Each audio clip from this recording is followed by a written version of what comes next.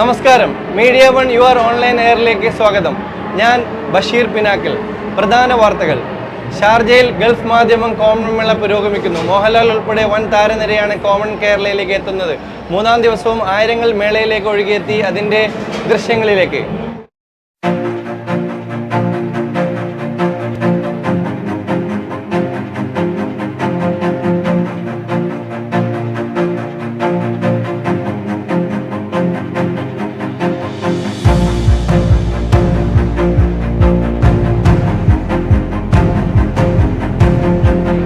മീഡിയയിലെ ഏറ്റവും വലിയ വാണിജ്യ സാംസ്കാരിക വിനോദ മേളയാണ് ഗൾഫ് മാധ്യമം ഒരുക്കുന്ന കോമൺ കേരള പ്രൗഢ സദസ്സിലേക്ക് ഇന്നലെ Sharjah chamber of commerce chairman Abdullah Sultan Al Uwais നിർവഹിച്ചു. അബ്ബാസ് മുഹമ്മദ് തയ്യാറാക്കിയ റിപ്പോർട്ട് കാണാം.